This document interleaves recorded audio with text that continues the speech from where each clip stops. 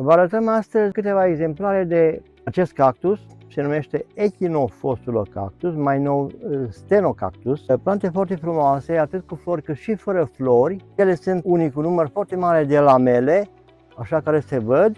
Acesta îi dă un aspect foarte frumos. Ei sunt multe feluri. Din păcate la noi avem doar puține cu denumirea exactă, pentru că sunt hibrizi și nu mai pot să-i dau un nume exact. Și decât să dăm un nume exact, mai bine le lăsăm așa. Astea sunt plante din semințe, deci unul ca asta ajunge la 8-9 ani, poate chiar 10, dar cel puțin 8 are. Din semințe, aici veți putea vedea diferența între unul și altul, vedeți?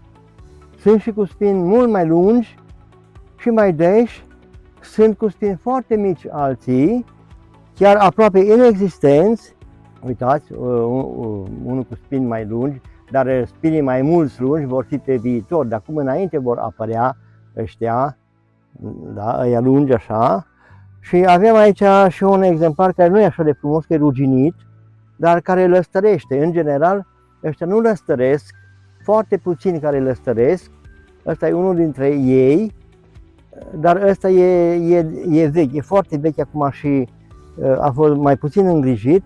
Și aici unul ăla cu spini mai mici, uitați-vă aici, sunt același gen, Echinophosulocactus sau Stenocactus.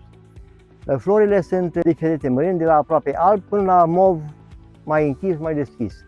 Și aici avem un exemplar, nu numai unul, că mai avem aici exemplare, așa din primele mele plante, din anii 80, de atunci i-am, nu de atunci sunt ei, care a atins de la 50 de ani. Inițial cresc aparent, adică destul de repede până la vârsta asta, în 10 ani, dar până ajunge aici, parcă încetinește foarte mult creșterea.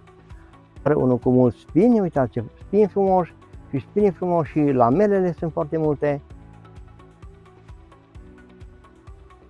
Deci ăștia înfloresc primăvara.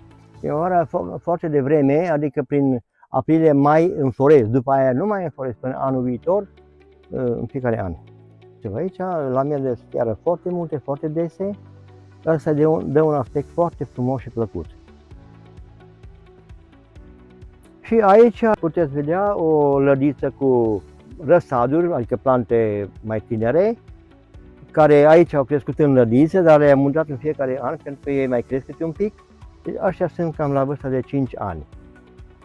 Uitați-vă aici, arată foarte bine. Acum urmează să-i scot pe toți de aici.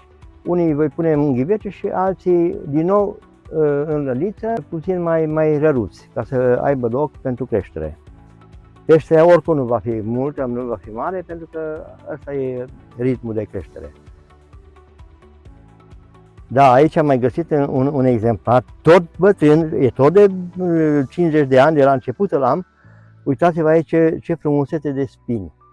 Spinii la o plantă din asta, care e mic, nu se pot vedea. Se văd ulterior, pe măsură ce îmbătrânește, atunci apar spinii ăștia atât de frumoși. Atât de frumoși. Unii vor râde când vor auzi expresia asta, cât de frumoși. Da, spinii sunt și frumoși, să știți. Îi dau și valoare, dar și frumusețe plantei. Așa. Plantele, genul de care am vorbit acum este Echinophosulocactus sau Stenocactus.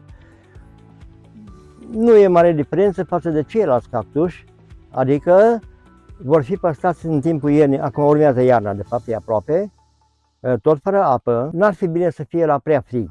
Ar fi bine să cam aibă 8-10 grade, minim 8-10 grade, cam acolo, și zi și noapte, cu mici diferențe. Deci s-ar putea că dacă sunt chinuiți prea rău în timpul iernii, s-ar putea să îi scoți primăvara cu rugină în partea de jos, cu rugină mai multă sau mai puțină, care nu ar face deloc bine și poate afectează și înflorirea chiar din primăvară.